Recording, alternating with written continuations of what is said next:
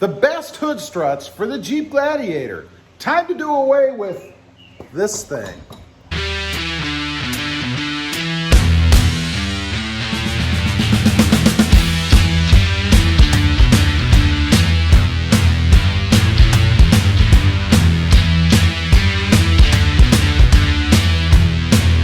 Well, good morning, everybody. How are you today? Pretty good here, and that's right. Today, I'm going to put hood struts on my new Jeep Gladiator. Now, I had a different kind on before, and then my buddy Randall was over, and he got these from Rival, and much easier application, I think, or install.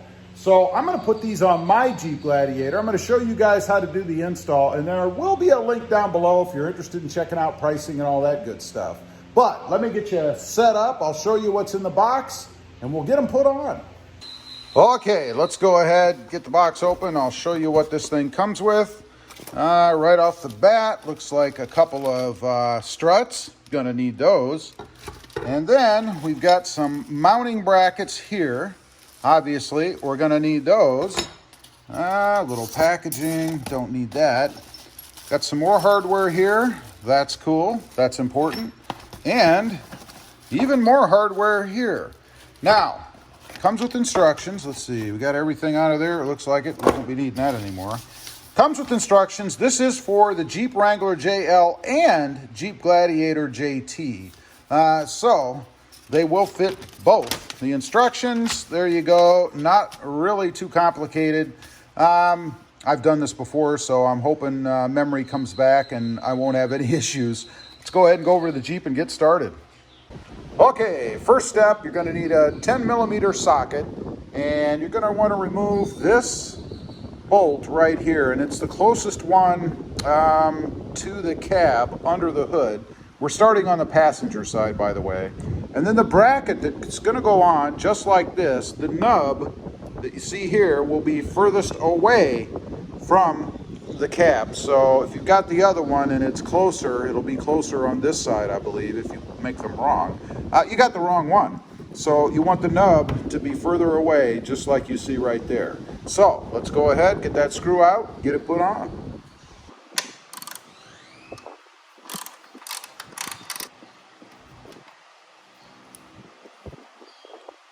Okay, that was pretty simple. Now, let's go ahead, put it back in there.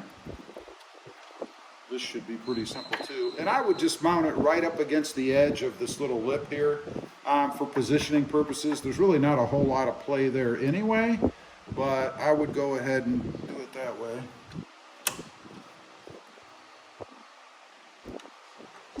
There you go. And you don't want to get it too tight. That's always a fear of mine. Let's go do the other side.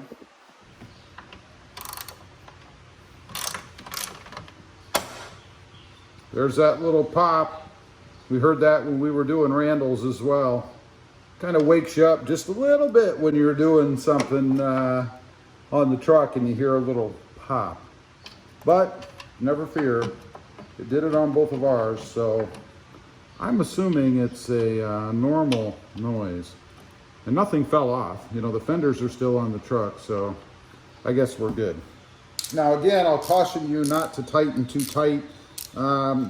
These don't seem to ever really get tight, which means to me you could easily strip the threads inside the bracket that you're bolting into.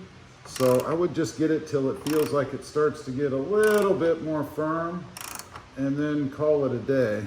You can always retighten if you need to, but once you strip it, you're done. So I would say just about like that. And again, there is not much to it.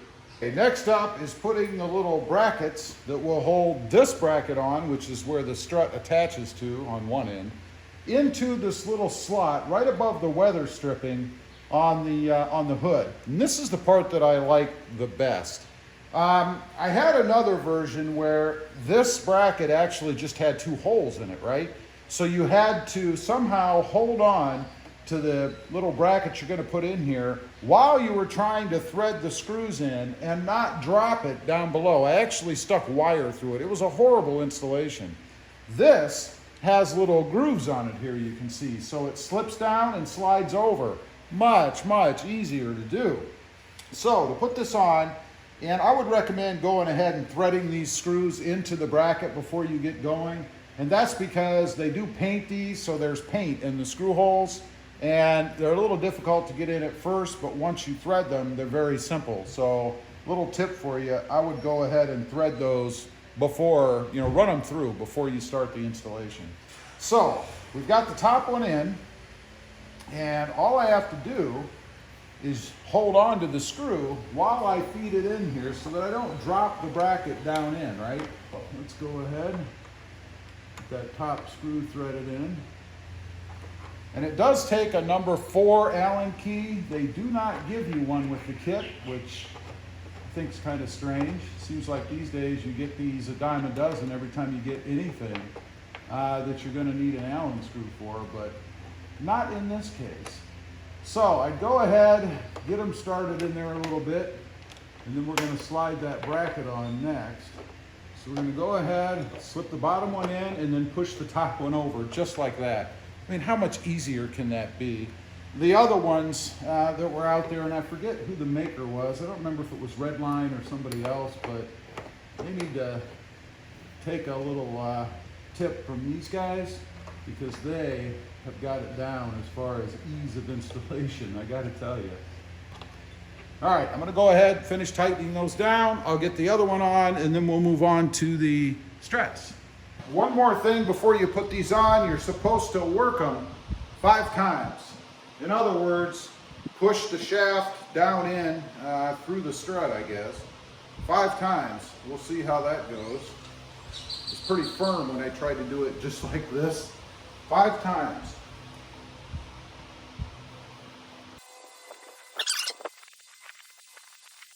All right, you get the idea. I'll do the other one.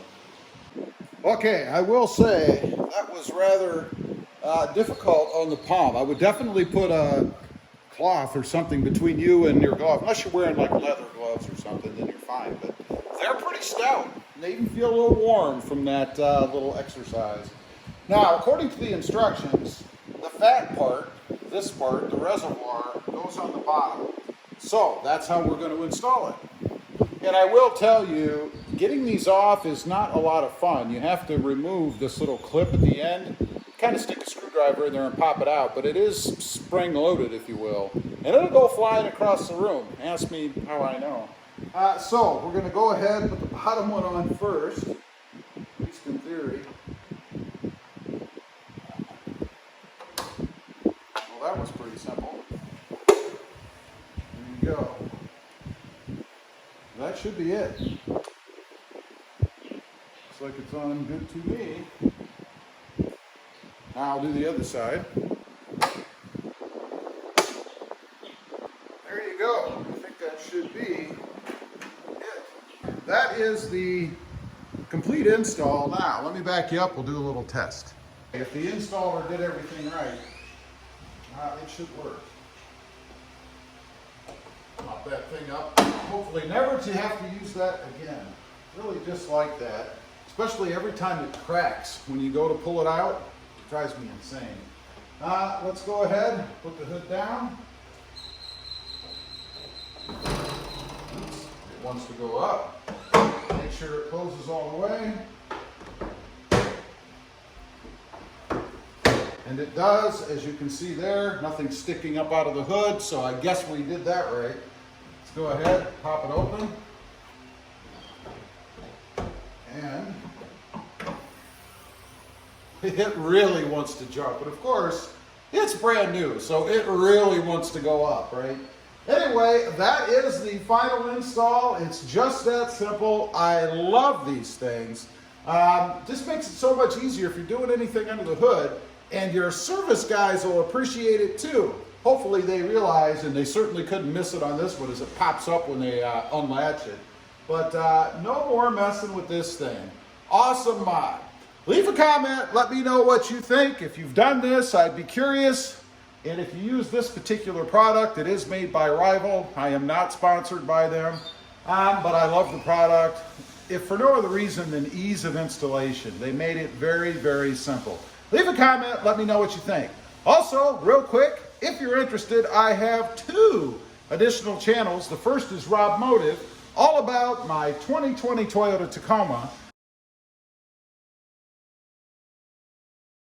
And the second is Rob Motive Civic, about my experiences with the Honda Civic Type R and the Honda Civic Sport Hatch.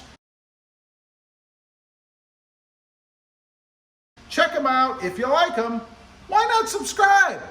Don't forget to click that notification bell so that you don't miss out on any upcoming videos. And do me a favor, smash that subscribe button on the way out.